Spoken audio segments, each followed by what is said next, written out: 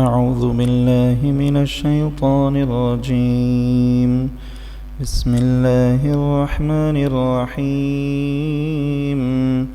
وقالوا اتخذ الله ولدا سبحانه بل له ما في السماوات والأرض كل له قانتون بديع السماوات والأرض وإذا قضى أمرا فإنما يقول له كن فيكون.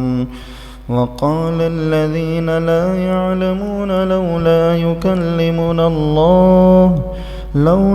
يكلمنا الله أو تأتينا آية كذلك قال الذين من قبلهم مثل قولهم تشابهت قلوبهم قد بينا الآيات لقوم يوقنون. إنا أرسلناك بالحق بشيرا ونذيرا ولا تسأل عن أصحاب الجحيم. ولا ترضى عنك اليهود ولا النصارى حتى تتبع ملتهم قل إن هدى الله هو الهدى ولئن اتبعت أهواءهم بعد الذي جاءك من العلم ما لك من الله من ولي ولا نصير. الذين آتيناهم الكتاب يتلونه حق تلاوته أولئك يؤمنون به ومن يكفر به فأولئك هم الخاسرون. صدق اللہ العظیم. معزز حاضرین کرام، یہ جو چند آیتیں پڑھی گئی ہیں، آیت نمبر سورہ بقرہ کی آیت نمبر 116 سے 121 یہ چند آیتیں تلاوت کی گئی ہیں. اس میں جو باتیں بتائی گئی ہیں اس کو آپ کے سامنے رکھا جا رہا ہے. وَقَالُوا اتَّخَذَ اللَّهُ وَلَدًا سُبْحَانَهُ، وہ لوگ کہتے ہیں کہ اللہ نے بیٹا بنا لیا ہے. سبحان، اللہ کی ذات پاک ہے. کون لوگ ہیں جو کہتے ہیں کہ اللہ نے بیٹا بنایا ہے؟ مفسرین فرماتے ہیں قرآن میں بھی جگہ جگہ آیا ہے. یہودی حضرت عزیر علیہ السلام کو اللہ کا بیٹا بناتے تھے. قرآن نے کہا وقالت الیہود عزیر ابن اللہ، یہود کہتے ہیں عزیر اللہ کا بیٹا ہے. اور نصارہ کہتے ہیں وقالت النصارى المسیح ابن اللہ، نصارہ حضرت عیسیٰ علیہ السلام کو اللہ کا بیٹا بناتے ہیں. اور اہل مکہ، مشرکین مکہ، فرشتوں کو اللہ کی بیٹیاں کہتے تھے. اللہ تعالیٰ نے ان تمام لوگوں کی ان باتوں اور ان گمانات اور خیالات کو صاف طریقے سے نکار دیا ہے، اور ایک جملے میں دو طرح کے جواب دیے ہیں. سبحانہ، اس میں نقلی جواب بھی ہیں، عقلی جواب بھی ہیں. نقلی تو ظاہر سی بات ہے، قرآن کی ہی آیتیں ہیں. جگہ جگہ اللہ نے اپنی برات کا اعلان فرمایا ہے اولاد ہونے کے بارے میں کہ مجھے کوئی اولاد نہیں ہے. سورہ اخلاص جس میں اللہ نے اپنا خوب تعارف کرایا ہے، صاف کہا ہے لم یلد ولم یولد، نہ اس کی کوئی بیٹے ہیں نہ وہ خود کسی کا بیٹا ہے، صاف کہہ دیا ہے. اور بعض کا خیال یہ ہوتا تھا کہ اللہ کے فلاں فلاں چیزیں، یعنی نعوذ باللہ خاکم بدہن، خود شیطان مردود کو اللہ کا ہمسر کہتے تھے. تو اللہ نے وَلَمْ يَكُنْ لَهُ كُفُوًا أَحَدٌ، اللہ کا ہمسر بھی کوئی نہیں ہے. تو اس میں ایک تو جواب نقلی طور پہ دے دیا ہے کہ اللہ پاک ہے ایسی چیزوں سے. عقلی طور پہ بھی محال ہے، مشکل ہے، مشکل نہیں ناممکن ہے. کیسے؟ اگر اللہ اولاد بناتے، اگر اللہ کی اولاد ہوتی تو یا تو اللہ کے ہم جنس ہوتی یا اللہ کے غیر جنس ہوتی. اولاد جب ہوتی ہے تو جس سے پیدا ہوتی ہے یا تو وہ غیر جنس سے ہو، جیسے انسان کو حیوان پیدا ہو جائے، جانور پیدا ہو جائے، جانور سے انسان پیدا ہو جائے، جنات کو انسان پیدا ہو جائیں، انسانوں سے جنات پیدا ہو جائیں. یہ ناممکن ہے۔ اور ظاہر سی بات ہے اگر ایسا مان بھی لیں کہ غیر جنس اولاد ہے تو یہ اللہ کی ذات میں سخت ترین عیب ہے، اور یہ نہ یہودی اللہ کی ذات میں عیب مانتے ہیں، نہ نصارہ، نہ مشرکین، نہ ظاہر سی بات ہے اور کوئی مخلوق اللہ کی ذات میں عیب کو پسندیدہ قرار دے گی۔ اللہ ان چیزوں سے پاک ہیں، بے عیب ہیں کہ غیر جنس اس کی اولاد ہو، اور اگر اللہ کی اولاد ہے تو پھر دوسری صورت یہ ہوگی کہ وہ ہم جنس ہوں، اور ظاہر سی بات ہے ہم جنس ہونے کے لیے جو صفات باپ میں ہوتی ہیں وہی صفات اولاد میں بھی ہونا چاہیے۔ ایک انسان کو انسان پیدا ہوتا ہے تو ظاہر سی بات ہے اس کی 2 آنکھیں ہوتی ہیں، 2 پیر ہوتے ہیں، 2 ہاتھ ہوتے ہیں، وہ بولتا ہے، وہ چلتا پھرتا ہے۔ یہ صفات انسان کی اولاد میں اس لیے ہوتی ہیں کہ وہ انسان سے پیدا ہوا ہے۔ ظاہر سی بات ہے اگر اللہ کی کوئی مخلوق ہو تو اس مخلوق میں یعنی اللہ سے کوئی بیٹا پیدا ہو تو اس بیٹے میں وہی صفات ہونی چاہیے جو صفات اللہ میں ہیں، اور اللہ نے اس کا جواب آگے دیا ہے بل لہو ما فی السماوات والارض کل لہو قانتون۔ جو صفات اللہ میں ہیں وہ بیٹے میں اس لیے نہیں ہے کہ یہ ساری مخلوق اللہ کی ملکیت ہے، اللہ ان چیزوں کا مالک ہے، اور دنیا میں کوئی ہستی بشمول انبیاء کے، بشمول حضرت عزیر و عیسیٰ علیہم السلام کے، کوئی مخلوق ان آسمان و زمین کی مالک نہیں ہے۔ اگر اللہ کا کوئی بیٹا ہوتا تو اس میں یہ صفات ہوتی کہ وہ ان تمام چیزوں کا مالک ہوتا، آسمانوں کا، چاند سورج کا، سیاروں کا، اور آسمان و زمین کے ان خلاؤں کا، ان کے باہر جو چیزیں ہیں ان تمام چیزوں کا وہ مالک ہوتا۔ بل لہو ما فی السماوات والارض، اس لیے کہ اللہ کی صفات ہیں کہ وہ ان تمام چیزوں کا مالک ہے، اور نہ صرف مالک ہے، کل لہو قانتون، ہر چیز اس کے تابع فرمان ہے۔ اللہ جیسے حکم دیتے ہیں یہ تمام چیزیں اسی کے تابع فرمان ہیں۔ کوئی مخلوق ایسی نہیں ہے جس کے تابع فرمان سورج بھی ہو، جس کے تابع فرمان چاند بھی ہو، اور کائنات کی ہر چیز اس کے فرمان کے تابع اور اس کے حکم کے تابع ہو۔ ایسی مخلوق ہے ہی نہیں۔ اگر ایسی کوئی مخلوق ہوتی جس کے تابع فرمان یہ چیزیں ہوتی تو شبہ پیدا ہوتا، لیکن ایسا نہیں ہے۔ پھر آگے اللہ نے اور بھی مضبوط دلیل یوں دی کہ بدیع السماوات والارض، آسمان و زمین کو وجود بخشنے والا ہے۔ بدیع کہتے ہیں ایسے وجود بخشنے والے کو جو بغیر کسی پیٹرن کے، بغیر کسی مثل کے، بغیر کسی پہلے سے کوئی پیٹرن موجود ہوئے بغیر ایک چیز نمودار کر دیں۔ پیٹرن پہلے سے موجود ہے پھر اس کے اوپر کوئی اور چیز بنا دینا یہ اتنا مشکل نہیں ہے۔ اللہ کے لیے تو کوئی بھی چیز مشکل نہیں ہے، لیکن انسانوں کی حد تک کوئی چیز پیٹرن ہے اور پھر کوئی چیز بنائی جائے تو بات اور ہے۔ لیکن بدیع کہتے ہیں اس ہستی کو جو بغیر کسی پیٹرن کے، بغیر کسی نمونے کے، بغیر کسی مثال کی چیزوں کو وجود بخش دے۔ دنیا اور آسمان میں جتنی چیزیں ہیں، بدیع السماوات والارض، آسمان و زمین کا ایجاد کرنے والا ہے۔ اس معاملے میں بھی کوئی اس کا ہمسر نہیں، اور کوئی انسان ایسا نہیں جو چاند کو پیدا کرتا ہو، سورج کو پیدا کرتا ہو، یا کوئی مخلوق ایسی نہیں جو ان چیزوں کو وجود بخشتی ہو۔ پتہ چلا کہ اس کی صفات کسی میں نہیں ہے تو کوئی اس کا بیٹا نہیں ہے۔ پھر آگے یوں بھی فرمایا وَإِذَا قَضَىٰ أَمْرًا فَإِنَّمَا يَقُولُ لَهُ كُن فَيَكُونُ۔ یہ اللہ نے ان چیزوں کو وجود بھی ایسے بخشا ہے کہ بس کہہ دیا کہ ہو جا تو ہو جاتی ہیں۔ اللہ کی یہ قدرت ہے۔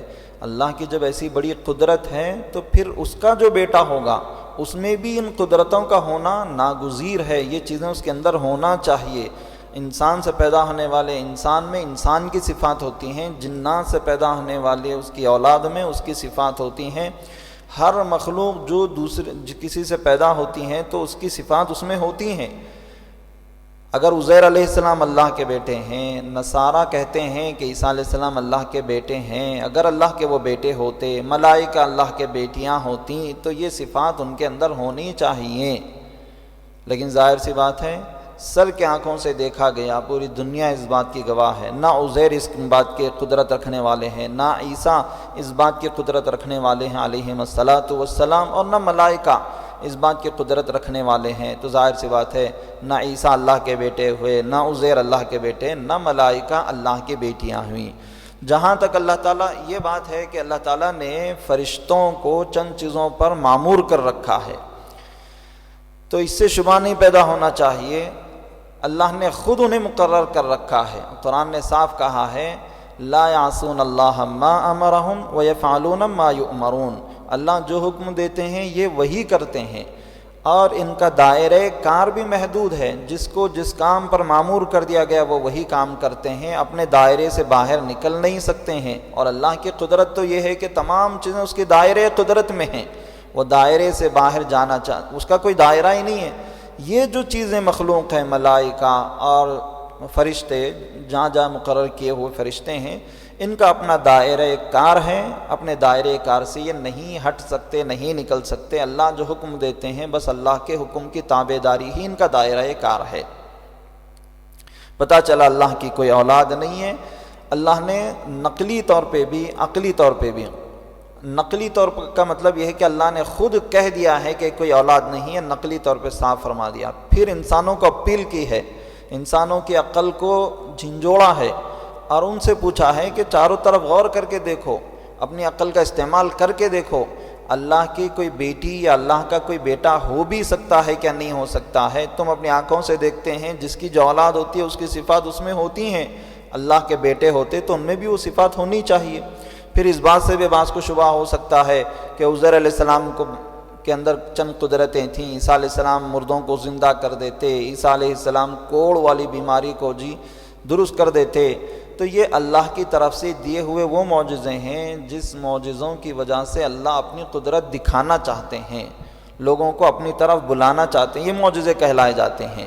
ان چند دیے گئے معجزات سے ہٹ کر حضرت عیسیٰ علیہ السلام سے بھی اگر کہا جائے کہ سورج کو اپنے تابع فرمان بنا دو، عیسیٰ علیہ السلام بھی صاف کہیں گے انما انا بشر مثلکم، میں بھی تم جیسا بشر ہوں، میرے اندر خدائی صفات نہیں ہے۔ ان آیات میں صاف، دو آیتوں میں صاف فرما دیا گیا کہ اللہ کی کوئی بیٹی نہیں، کوئی بیٹا نہیں ہے۔ وقال الذين لا يعلمون لولا يكلمنا الله تأتينا آية كذلك قال الذين من قبلهم مثل قولهم تشابهت قلوبهم قد بينا الآيات لقوم يوقنون۔ ان آیتوں میں اللہ تعالیٰ فرماتے ہیں وہ لوگ جو جانتے نہیں ہیں وہ کہتے ہیں، یعنی جاہل لوگ کہتے ہیں۔ بعض مترجمین نے لا يعلمون کا ترجمہ جاہل بھی کیے ہیں، اور اس سے مراد وہ لوگ ہیں جو اہل کتاب ہیں، جنہیں کتاب دی گئی۔ پھر اللہ نے ان کو جاہل کہا ہے اس لیے کہ جانتے ہوئے وہ جہالت کا ارتکاب کر رہے ہیں۔ آگے کی آیات میں آپ کو بات سمجھ میں آئے گی۔ جاہل لوگ کہتے ہیں کہ اللہ ہم سے بات کیوں نہیں کرتے براہ راست، یا کوئی ایسی نشانی جو محمد الرسول اللہ صلی اللہ علیہ وسلم کے رسول ہونے کو بتائے کیوں نہیں دے دیتے۔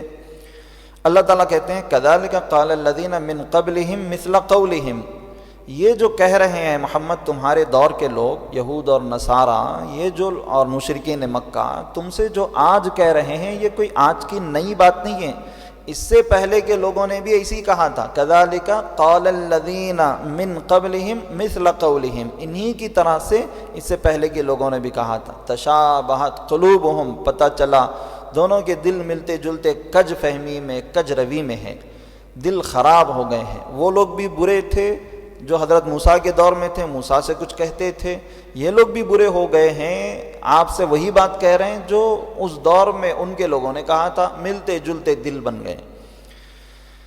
قد بینا الآیات لقوم یوقنون، اس میں اللہ نے یوں جواب دیا ہے، یہ کہتے ہیں کہ اللہ ہم سے براہ راست بات کیوں نہیں کرتے، جیسے فرشتوں سے اللہ بات کرتے ہیں، ڈائریکٹ اللہ ایسا ہم سے کیوں بات نہیں کرتے، یا پھر فرشتوں کے ذریعے ہی فرشتے ہم سے آ کر بات کریں، ایسا کیوں نہیں کرتے۔ یکلم اللہ میں دونوں باتیں ہیں، اللہ براہ راست ہم سے بات کرے جیسے جبرائیل سے بات کرتے ہیں، فرشتوں سے بات کرتے ہیں، ہم سے بھی بات کریں، یا پھر فرشتوں کو واسطہ بنا کر، فرشتوں کو بیچ میں ذریعہ بنا کر ہی صحیح، ویسا بھی کیوں بات نہیں کرتے اللہ۔ او تأتینا آیا، یا پھر کوئی ایسی نشانی جو محمد کے رسول ہونے کو بتائے کیوں نہیں دے دیتے۔ تو اللہ نے اس کا جواب یہ دیا، پہلی بات کا تو جواب نہیں دیا، یعنی اللہ براہ راست ہم سے یا فرشتوں کے ذریعے سے بات کیوں نہیں کرتے، اس کا جواب اللہ نے یہاں نہیں دیا ہے، اس لیے کہ وہ بدیع البطلان ہے، یعنی وہ اتنی غلط بات ہے کہ اس کو کوئی بھی نہیں مانتا کہ اللہ براہ راست بات کرے، اس لیے کہ عقل و فہم میں بات آنے والی ہے۔ اگر اللہ براہ راست بات کرنے لگ جائے تو پھر دنیا کا نظام ہے ہی کیوں؟ یہ امتحان گاہ ہے، یہ جنت کیوں، جہنم کیوں؟ اسی لیے کہ اللہ پردوں میں رہیں اور اپنا پیغام پردوں کے ذریعے بھیج دیں۔ اگر اللہ براہ راست بات کرنے لگ جائیں تو ظاہر سی بات ہے کوئی امتحان نہیں رہ جاتا آپ کے لیے، تم کو ماننا ہی ماننا ہے پھر تو، اور تم مانے بغیر تم کو کوئی چارہ بھی نہیں ہے۔ اللہ خود دکھ گیا ہے تو دکھی ہوئی چیز کو کیوں نہیں مان سکیں گے؟ مان لیں گے۔ اللہ چاہتے ہیں کہ غیب پر ایمان لائیں، اور غیب پر ایمان ہی اصل معتبر ہوتا ہے۔ تو اس کا جواب چونکہ عقل و خرد میں صاف طور پہ یہ غلط ہونا ثابت ہو چکا ہے، اس لیے اس کا جواب نہیں دیا۔ او تأتینا آیا، اس کا جواب دیا، اور اس کا مطلب یہ ہے کہ اللہ کوئی نشانی دے دے ہم کو، جس نشانی کو دیکھ کر ہم محمد کے رسول ہونے کو مان لیں۔ تو اللہ اس کے جواب میں فرماتے ہیں قد بینا الآیات، ایک نہیں دسیوں نشانیاں ہم نے تمہیں بتا دی ہیں محمد کے رسول ہونے کے بارے میں۔ یہ وہ ہستی ہیں جو تمہاری نگاہوں کے سامنے رہیں، تم نے اپنی آنکھوں سے اس کو دیکھا، ایسے جیسے بچے کو تم اپنے بیٹے کو پہچانتے ہو محمد کو جانتے ہو۔ اس کی زبان سے کبھی جھوٹ نہیں نکلا، اس امانت میں کبھی اس نے خیانت نہیں کیا، کوئی غلط کام میں مبتلا یا نہیں ہوا، اس سے تم نے کوئی غلط چیز دیکھی نہیں ہے، کبھی اس نے جھوٹ کہا نہیں ہے۔ تو اتنا بڑا اگر یہ جھوٹ ہوتا، نعوذ باللہ خاکم بدہن، کہ اللہ ایک ہیں، اللہ کے علاوہ کوئی نہیں ہے، یہ اگر جھوٹ ہوتا تو کبھی جھوٹ نہ بولنے والا اتنا بڑا جھوٹ کیسے کہہ دیتا؟ اس کے علاوہ بھی محمد الرسول اللہ صلی اللہ علیہ وسلم کے بارے میں پچھلی کتابوں میں جو تمہاری اپنی کتابیں رہی ہیں، تورات میں، زبور میں، انجیل میں، دیگر کتابوں میں محمد کے رسول ہونے کی کھلی نشانیاں موجود ہیں، اور خود ان کے ہاتھوں ہم نے کتنی ہی نشانیاں تمہیں بتا دی ہیں۔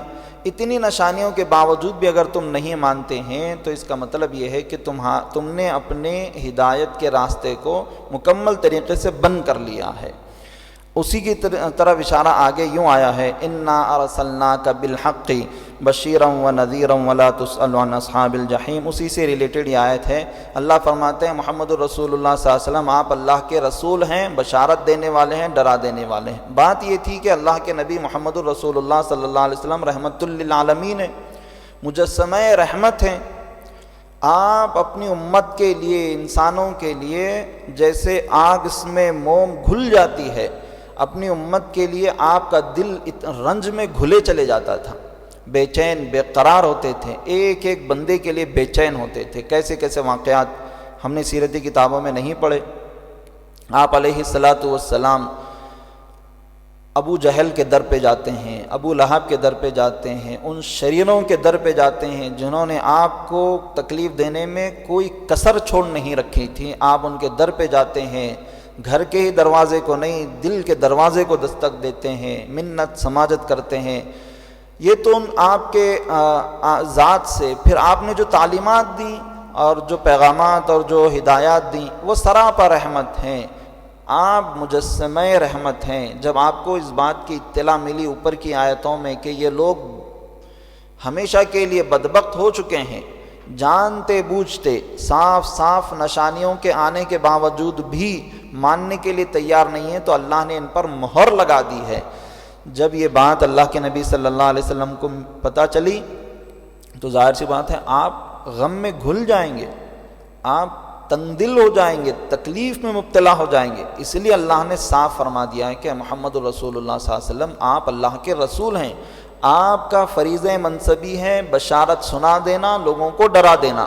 وَلَا تُسْأَلُ عَنْ أَصْحَابِ الْجَحِيمِ، ان اہل جہنم کے لیے تم سے کوئی سوال نہیں کیا جائے گا، تمہارے بارے تم سے باز پرس نہیں کی جائے گی۔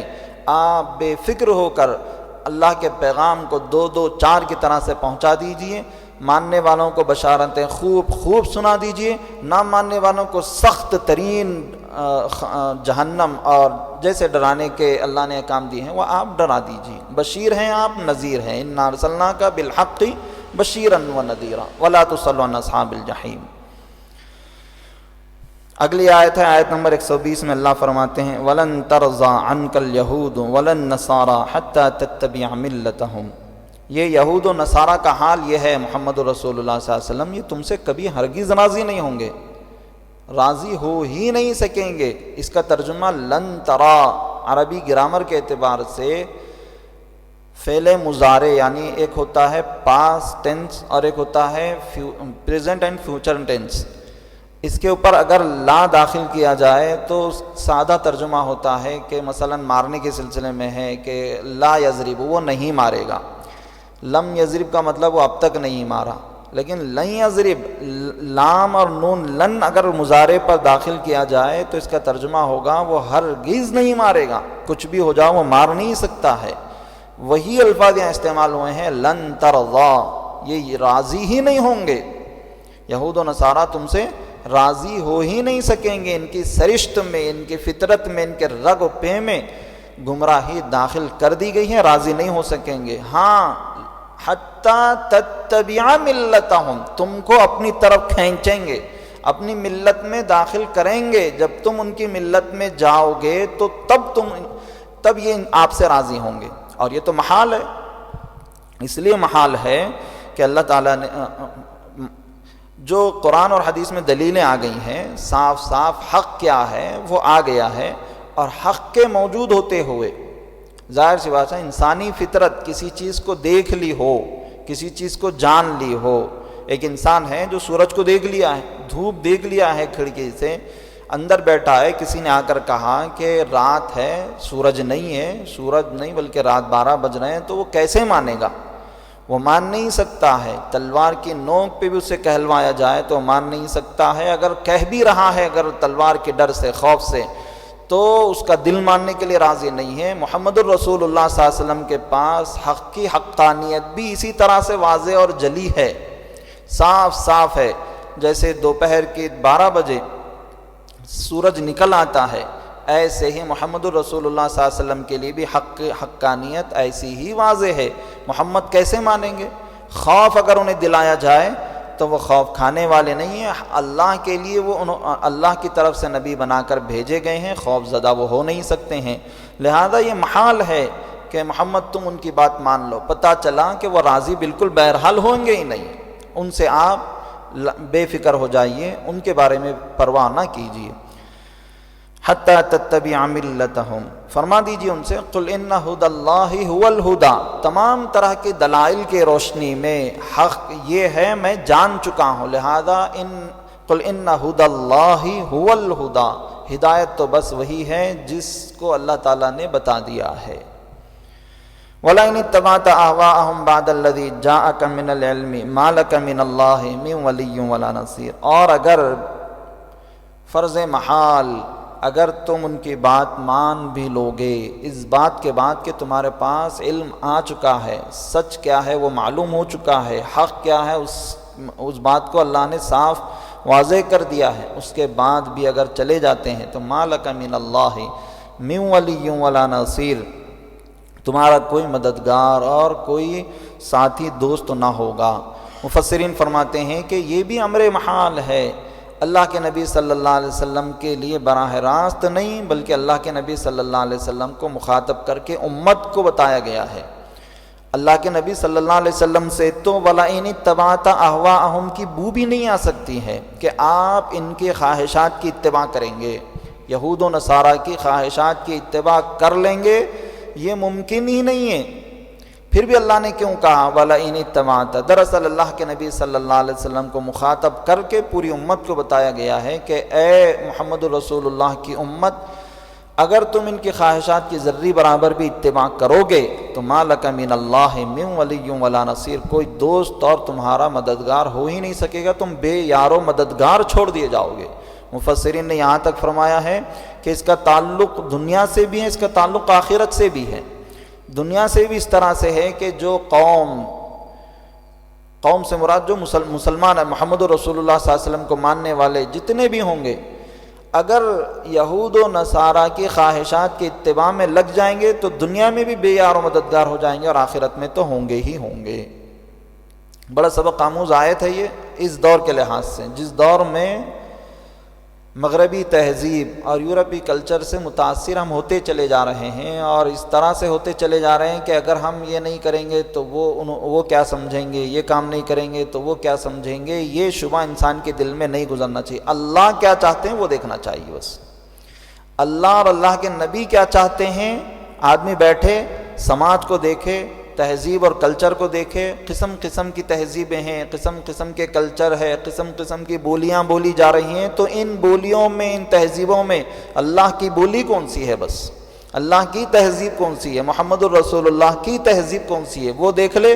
یہ محمد کی تہذیب ہے، بس اس کو اختیار کر لے.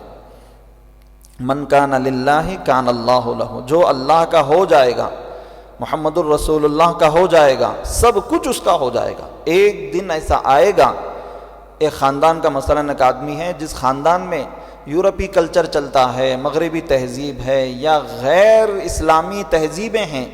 اس خاندان میں ایک بندہ اٹھتا ہے، محمد الرسول اللہ کی تہذیب کو اپنا لیتا ہے، اور اس تہذیب کو اپنانے میں محض اللہ کی رضا شامل حال ہوتی ہے.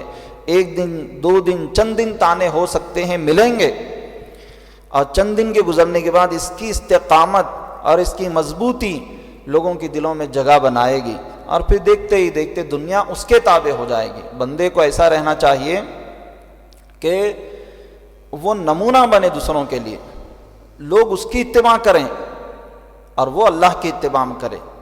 ایسا نہ ہو کہ لوگوں کی وہ اتباع میں رہے. اگر وہ لوگوں کی اتباع میں رہے گا تو لوگ قسم قسم کی تہذیبوں کی اتباع میں ہوتے ہیں. پھر ما لک من اللہ من ولی ولا نصیر، وہ بے یار و مددگار ہو جائے گا. اور جو اللہ کے در سے دور ہو جائے گا، اللہ جس کے بارے میں کہہ دیں کہ میں تیرا یار و مددگار نہیں ہوں، 10 رونے وہ روئے گا، مسائل حل نہیں ہوں گے. معاشی تنگ دستیوں میں آ جائے گا، بیماریوں میں مبتلا ہو جائے گا، اولاد نافرمان ہو جائے گی. کتنے گنائیں، ساری دنیا تو اس کے تابع ہیں. وہ کہے تو ہوگا، وہ روک دے تو سب رک جائے گا. تو گن نہیں سکتا انسان، اتنے مسائل کھڑے ہو جائیں گے کیونکہ سب اس کے تابع ہے. وہ جب یہ کہہ دے کہ میں تیرا دوست نہیں، میں تیرا مددگار نہیں، کتنی چیزوں کو وہ روک دیتا ہے. یہ تو اس کے کرم ہیں، اس کے فضل ہیں کہ کئی مرتبہ اس کی نافرمانی کے باوجود، اتنے صاف صاف اعلان کے ہونے کے باوجود کہ تم کسی اور کی اتباع کرو گے تو میں یار و مددگار نہیں رہوں گا، پھر بھی وہ سانس لینے کا حق دے رکھا ہے، پھر بھی وہ آنکھوں میں روشنی دے رکھا ہے، پھر بھی وہ کانوں میں سننے کی صلاحیت دے رکھا ہے. چل رہے ہیں، پھر رہے ہیں، کھا رہے ہیں، زندگی گزر رہی ہے. ورنہ اس اعلان پر اللہ صاف صاف فیصلہ نازل فرما دے، انسان کتنا بے بس ہو جائے گا. ایک سانس نہیں لے سکتا ہے، ایک لمحے کے لیے زندہ نہیں رہ سکتا ہے. اس لیے انسان کو ڈرنا چاہیے، خوف زدہ ہونا چاہیے، اور یہ تہیہ کر لینا چاہیے کہ جو ہو سو ہو، میں تو محمد الرسول اللہ صلی اللہ علیہ وسلم کے نقش قدم پر ہی چلوں گا. وہیں جینا بھی ہے میرا، وہیں مرنا بھی ہے. الذین آتیناہم الکتاب یتلونہ حق تلاوتہ اولئک یؤمنون بہ ومن یکفر بہ فاولئک ھم الخاسرون. اس آخری آیت میں اللہ تعالیٰ فرماتے ہیں، یہود و نصارہ کا تذکرہ پہلے آیا تھا اور ان کے بارے میں صاف فرما دیا تھا کہ ان پر حق بند کر دیا گیا ہے، حق کا دروازہ بالکل مغلق بند کر دیا گیا ہے، مہر لگا دی گئی ہے. لیکن ان یہودیوں میں سے بعض یہودی ایسے بھی تھے جو حق کے متلاشی تھے، اور حق جب نظر آ گیا تو قبول کرنے کے لیے پوری طرح سے آمادہ تھے. ان کے بارے میں فرماتے ہیں، الذین آتیناہم الکتاب، وہ لوگ جن کو ہم نے کتاب دی ہے، یتلونہ حق تلاوتی، اس کو جب صحیح تلاوت کرتے ہیں، تلاوت کرنے کا جیسا حق ہے اس کی تلاوت کرتے ہیں. یعنی اس کتاب سے مراد تورات و زبور ہے. بعض علماء نے فرمایا کہ بعد کے لوگوں کے لیے خود قرآن بھی ہے، اہل قرآن کے لیے قرآن ہے، اہل تورات کے لیے تورات ہے، اہل زبور و انجیل کے لیے انجیل ہے. اللہ کی کتاب جنہیں دی گئی ہے، وہ جب حق کی طرح سے حق کو پہچاننے کے لیے، حق کو تلاش کرنے کی نیت سے کتاب پڑھتے ہیں تو پھر اولئک یؤمنون بہ، وہی اصل ایمان والے ہیں. وہ ایمان لے کر ہی آئیں گے، حق کے متلاشی بن کر اللہ کی کتاب کی تلاوت کریں گے. ومن یکفر بہ فاولئک ھم الخاسرون. اگر وہ انکار کر دیتے ہیں قرآن کا، تورات و زبور و انجیل، آسمانی کتابوں کو پڑھنے کے باوجود بھی دھتکار دیتے ہیں، نکار دیتے ہیں، اللہ کی کتاب اور اللہ کے پیغامات کو نکار دیتے ہیں، تو اللہ کا تو کوئی نقصان نہیں ہوگا. فاولئک ھم الخاسرون، وہی گھاٹا اٹھانے والے، وہی نقصان اٹھانے والے ہوں گے۔ اللہ سے دعا اللہ تعالی ہمیں ان آیات کو سمجھنے اور اس پر عمل کی توفیق عطا فرمائے، اس سے جو پیغام ہمیں ملا ہے اس کو سمجھنے کی توفیق عطا فرمائے۔